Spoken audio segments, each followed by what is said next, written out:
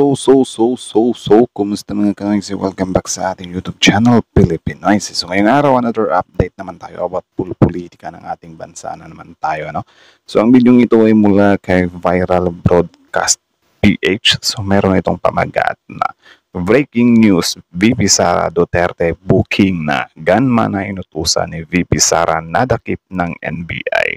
Umamin na. So, yan yung alamin natin, men. Tingnan na natin kung ano yung nakapaloob sa video to. No? So, yan yung bibigyan natin ng reaction.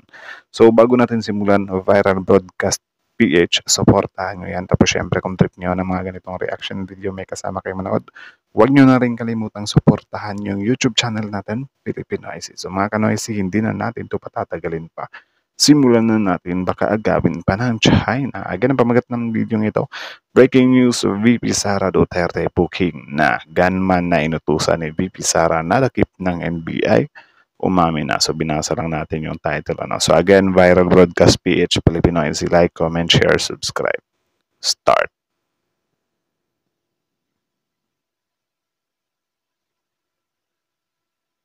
May volume ba? Courtesy EVS-CBN News. Hello po mga ka-viral and welcome back again to this YouTube channel. Latest update na naman tayo. Vice President Sara Duterte mainit na binabantayan ngayon ng National Bureau of Investigation pagkatapos mag-file ng mga kasong NBI sa Department of Justice o DOJ sa Vice Presidente. Nag-file ng mga kasong inciting to sedition at grave threat kaugnay umano sa naging pahayag ni Vice President Sara Duterte noong November 2024 na nagbabanta kay Pangulong PBBM, First Lady Lisa Marcos at House Speaker Martin Romualdez. Diba? Grabe yung mga pinagagagawa niya. Tapos kikwestiyonin ng kabila na bakit daw siya i-impeach. Wala daw or hindi daw sapat yung mga reklamo para i-impeach siya. So ano yung mga binanggit? Yung sedition, yung pagbabanta, yung confidential funds. Ano ba yung gusto nyo? Ano pa ba yung gusto nyo para lang ma-impeach yan? Diba? Anong tingin nyo sa mga kasalanan yun? Slight lang. Light lang. Na ayon sa NBI, isang seryosong pagbabanta sa Pangulong PBBM, sa asawa nito at kay House Speaker Romualdez. Kinumpirma naman ng DOJ na natanggap na nila ang reklamo ng NBI at nagsisimula na silang i-evaluate ito para masimulan na ang preliminary investigation. Pinaghahanap na rin sa ngayon ng NBI ang di umanong inutusan ni VP Sara Duterte na gagawa ng plano kina BBM, Lisa Marcos at Romualdez. Na ayon kay VP Sara ay meron daw itong inutusan upang isagawa ang plano sakaling may mangyaring masama sa kanya. Ayon pa sa yan din yung nakakatawa eh. Vice President ka tapos may kakilala kang gunman. Diba? May kakilala kang birador na tutumba lang ng tao kapalit ng bayad or whatsoever. So, hindi mo pa ni-report. Dapat nga ikaw mismo yung manghuli sa mga taong yan. Ikaw pa mismo yung gumamit. Nag-avail ka pa talaga. Diba? NBI ay hindi umarap si VP Sara noong ito'y ipinatawag nila upang sagutin ang mga isyong ito. Subalit naglabas ng statement ang kanyang kampo na ayon sa kanila ay inaasahan na nila ito. Matatandaang noong November 2024 ay naglabas ng maiinit na mga mensahe si VP Sara kung saan nagbanta ito kay PBBM, Lisa Marcos at Martin Romualdez. Subalit makalipas ang ilang araw ay binawi nito ang sinabi nito at wala daw itong pagbabanta. Wala itong diba? Yan, dyan sila magaling. Magbibitiw sila ng mga mabibigat na salita. Tapos syempre, papalakpakan niya ng mga supporter nila. Wow, astig, walang kinakatakutan. Yan yung tinatawag naming diba? Yan yung sinusuportahan namin. Walang kinakatakutan. Tapos kapag ka-inaksyonan na, dinaan sa due process, biglang, hindi ko naman sinabi yun. Diba? Like, kagaya nung ginawa ng tatay niya. Ipapatumba niya yung 15 senators. Ano naman yung remarks ng mga alipores niya. Joke lang yun. Joke lang naman yun. Anak ng titing kapag sila magbibitiw ng salita, pwede nilang ikambyo yun as joke, hindi totoo. Di pwede yun, men. Unfair yun. Di ba? Kapag sila yung ginanyan, magkakaso yung mga yan. utusan at higit sa lahat ay hindi seryoso ang kanyang mga sinabi. Remember, no one is above the law. Kung sino nagpapahilig ng law, kahit sino ka pa man, ay papanagutin ka namin. At sinasabi niya na, hulihin namin yung ibang mga kriminal. Di pa siya nanonood ng TV, halos araw-araw may huli ang kaibigan. Trabaho po kami ng trabaho. No? Hindi po kami nagpapapaya sa aking trabaho. At ito pong kaso ni... rinig nyo, ramdam nyo yung NBI. Sinisiraan nyo lang dahil nasaktan yung idol nyo. Diba? Sinasabihan nyo na wala silang nahuli. Marami namang nahuli yung mga yan. Diba? Araw-araw kayo may operasyon yan. Tuloy. Na ibinataw, isinampa namin dapat kay Vice President. That was filed not because she is a Vice President. That was filed because she committed a crime. threatening the President, inciting to sedition, kahit sino pa siya. No? Ang NBI po ay mananatiling neutral, impartial, Galing apolitical, na si Sir. wala po kung makakapag-dictate sa amin. Ginanap lang namin, ginampanan namin ang aming tungkulin. Yun pong filing of cases ay product po yan ng pagpapagitan ng puro-puro ng opinion ng 5 abogado. Itagdag nila po ako. No, pinag-aralan po namin mabuti at nag-base lamang kami sa basis Courtesy din pala sa GMA News. sa basic elements ng bawat krimen na ipinay namin at jurisprudence. Yung jurisprudence po ay sa kaalaman ng mga layman, yun po ang mga desisyon ng Supreme Court sa kaparehong kaso na pinagbabatayan. No, pinag-aralan po namin mabuti at nag-base lamang kami sa basic elements ng bawat krimen na ipinay Tama. namin. Kudos din sa NBI ha, kasi wala din silang takot sa administrasyon. Mabuti pa to. Yung ano kasi, yung mga ibang senador, ibang congressman, takot pa rin sa mga Duterte up until now eh. At jurisprudence. Yung jurisprudence po ay sa kaalaman ng mga layman, yun po ang mga desisyon ng Supreme Court sa kaparehong kaso na pinagbabatayan namin. So being a judge, we were trained. If you base your decision on the basic law, the elements of the law, backed up by jurisprudence, you will never go wrong. Ay ayun po ang Courtesy din sa DWAR. Ano ba yung DWAR? basis namin. Sana po, binasa ni Atty. Sal Canelo yung aming report, makikita niya, binatbat namin ng sangkatutak na jurisprudence para kami na-come out with that decision. I would assume na Diba? Parang inano na si Sal Panelo agad kasi loyal yan kay Duterte din eh. bibigat yung hawak ng evidence for NBI itself to file such cases. And by Oh. evidence, sir, you mean na baka nahanap na po nila yung possible hitman na nakausap or ganun po ba, sir? That could be a possibility, ma'am. Isa sa mga possible. Pero of course, we cannot say until such time NBI divulges yung mga nakalap nilang information. Ang maganda dyan, if ever mahanap na, hindi nga natin alam kung nandyan na yung gunman, di ba? So baka kasi pwede nilang gamitin yan as a secret weapon eh. Di ba? Pero mahirap gawin yun na hanapin yung gunman na yun na pinagsasabi ni BP Sara kasi I think grabe yung loyalty noon.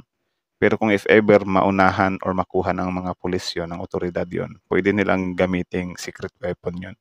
If ever na halimbawa hindi mag-succeed itong impeachment, 'di ba? Pwedeng magamit yung gunman na yun. So sana mahuli yung ano yun. Or I don't know.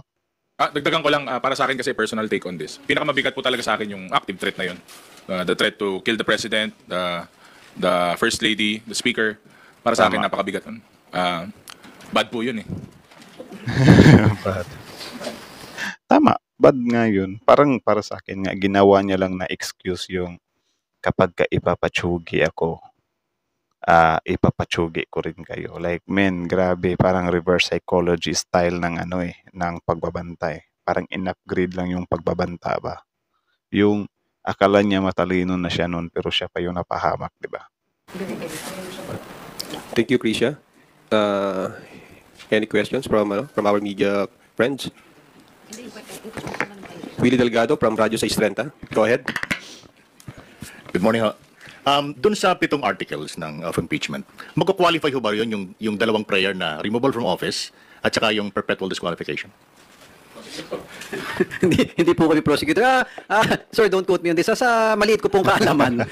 Sa maliit ko pala, opo, yun po sa, at least, Hindi niya in-expect yun eh. Parang, ay, biglang prosecutor yung, pang-prosecutor yung tanong nga. nabasa ko I hope I am right. Correct me if I'm mistaken. Opo, yun po kasi yung talagang charges sa impeachment. Kasi in any impeachment case na dadaan sa Senado as impeachment court, dalawa lang po kasi yung mangyayari doon. It's either guilty or not guilty. Now, when the individual accused is guilty, yung pong nabanggit nyo ang magiging sanction o ang tatanggapin niya. Wala pong labis, walang kulang. Yun po ang nakasaad po sa saligang batas na. Thank you, Attorney. Kaso lang parang may ginawa silang hakbang eh. Yung mga Dutertes is nagpa-back up sila sa Supreme Court. So, yun.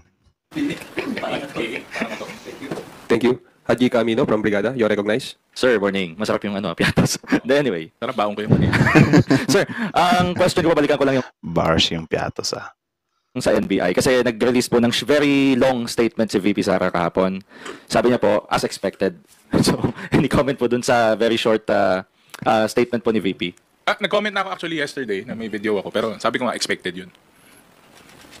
Expected na. Expected din namin yun.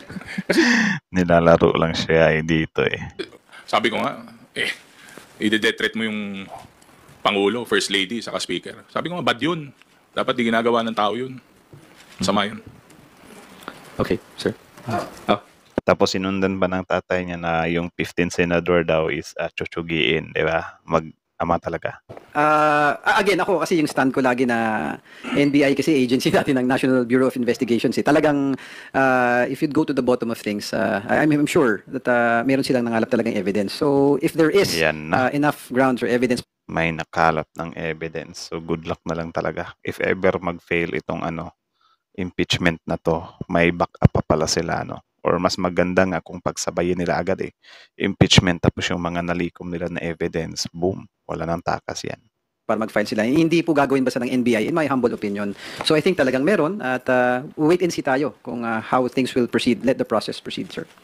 Sige. Total may shout-out po kayo kanina kay President Marcos, Kong Pao. Maybe you'd like to elaborate po on that. Particularly siguro yung magiging impact po nung very strong statements ni Pangulong Marcos against the, although hindi mo pinangalanan, pero obvious kumbaga kung sino po yung pinatutungkulan. Hindi, ako dun talaga, ang kilig factor ko talaga dun. Yung sa West Philippine issue pa rin. Sabi ko nga, di ba, yung recent na press statement ko, yung mga mouthpiece, saka yung mga pro na China ang stand nila. Sabi ko dapat pro-Pinoy tayo, pro-Pilipino. Kaya doon talaga yung nagustuhan ko na part ng speech niya na, 'di ba? Hindi tayo papayag Boboto ng mga pro-China. Ang control sa atin ibang bansa. Malakas po na message sa akin 'yon. Maliban po sa pag-endorso nga ng mga kandidato na kasama namin sa alyansa, naniniwala. Tsaka ang mas nakakahiya pa niyan, men. Kiniklaim na kasi tayo ng China na parang under nila tayo. Kita nyo yung the way na magsalita yung China is parang sila yung hari. 'Di ba? Like dinidiktahan nila tayo, inuutusan nila tayo.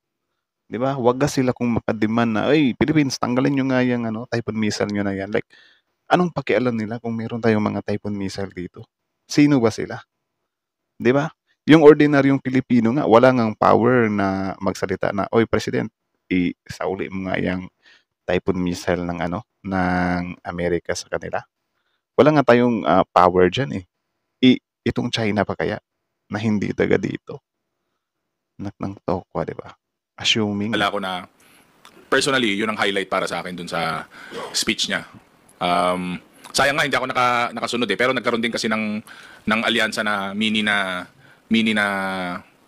rally dun sa amin. Dumaan sila sa San Fernando, La Union. Kaya nag-host na lang ako at syempre binigyan natin ng daan para ma-meet din po ng mga taga La Union yung mga ilang kandidato ng alyansa. Pero sa akin yun yung highlight ng buong speech niya.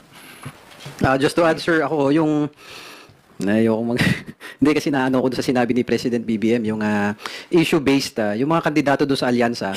Actually medyo kinikilabutan ako nung pinapanood ko yung speech ni Pangulong Bongbong Marcos na talagang Bakit? nakita mo yung stand ng mga kandidato sa alyansa, very issue-based Talagang may stand sila bilang candidate. pero hindi lahat Sorry to or siguro sa akin lang 'yon.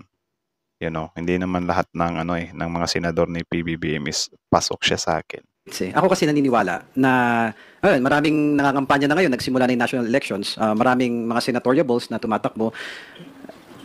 Hindi kasi masyadong accepted sa akin na yung sinisigaw ng kandidato, iboto mo ko dahil dala ko si gantong kandidato. Dahil nakaalyansa ako sa gantong partido. I think that should not be the case. We are all Filipinos Those candidates who stand for our country should be the ones na pipiliin ng kababayan natin. And when I heard that President Bongbong Marcos was raising issues to stand para sa bansa natin, kaya natutuwa ako na ito yung mga kandidato sa alyansa. And kami, na being part of the alyansa, will be really fighting for this senatoriables who are standing for our country, hindi kung kaninong politiko o partido.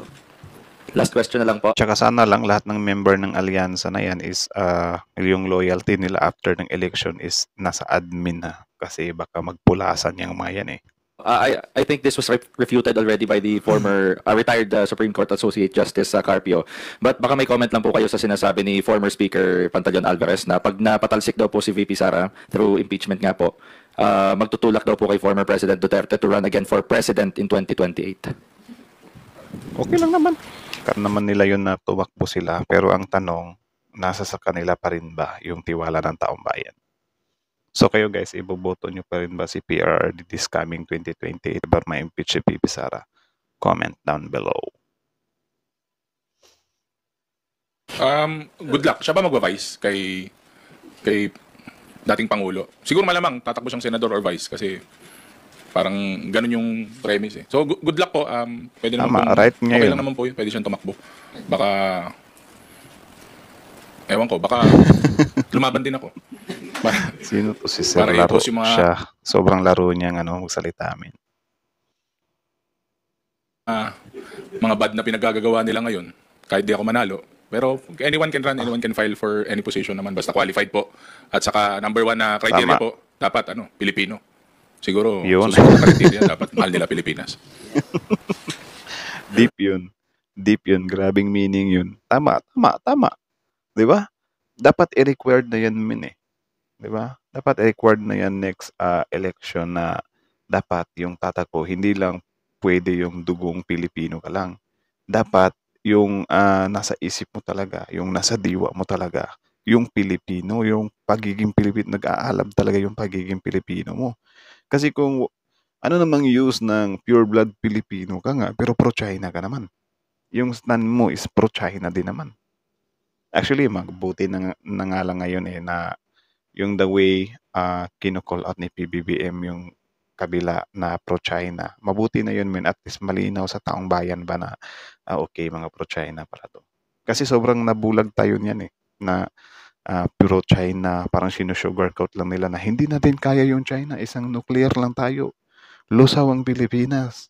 Pwede nila tayong i-sugarcoat ng ganyan na okay, kaya pala kinakaibigan nila yung China. Wala tayong kaalam-alam, iba na pala. May mga kasunduan na pala.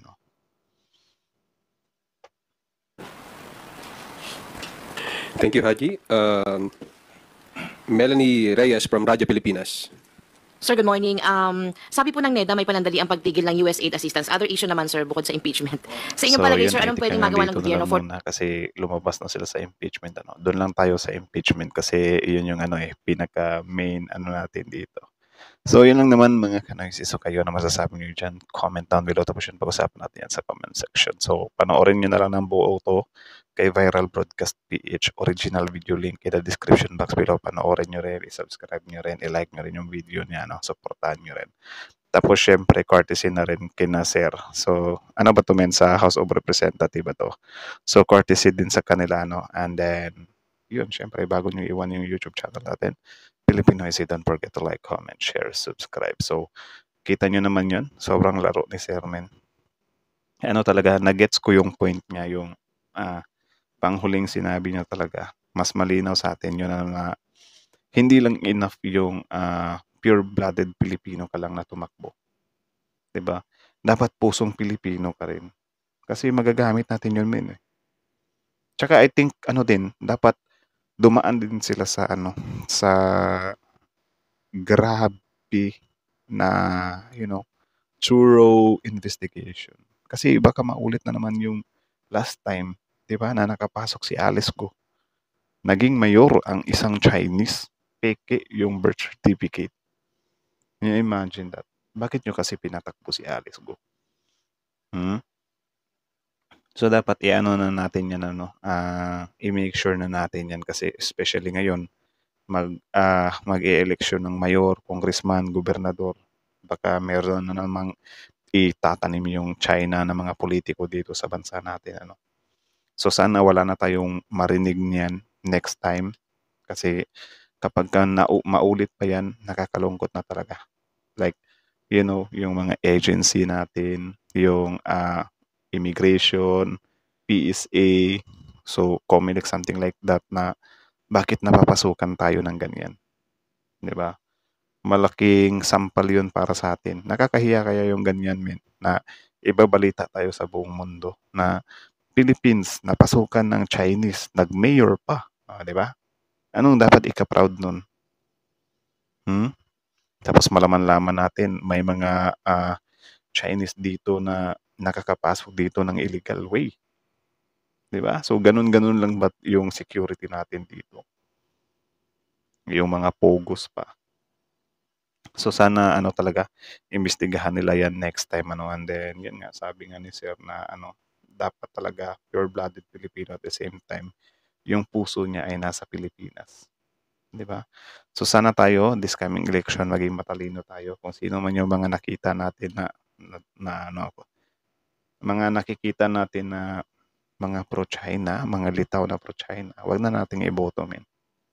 'Di ba? Hayaan natin na hawakan yung bansa natin ng mga ano talaga, pure Filipino blood, Filipino mindset. And then yun nga kay VP Sara Duterte naman, yung impeachment niya. Ano na lang talaga tayo, magtiwala na lang talaga tayo dito na ma-actionan talaga to. Ano? Kasi kung hindi, ewan ko na lang talaga. Mapapakamot ka na lang talaga sa ulo. So again, yun lang naman mga kanoisis. So kayo na masasabi nyo dito, comment down below. Tapos yun, pag-usapan natin yan sa comment section. Ano? So again, Viral Broadcast PH, supportahan nyo yan. House of Representative, courtesy din. Tapos syempre, bago nyo iwan yung channel natin, Filipinoise, don't forget to like, comment, share, subscribe. Again, hanggang dito na lang muna. Like, comment, share, subscribe, Filipinoise.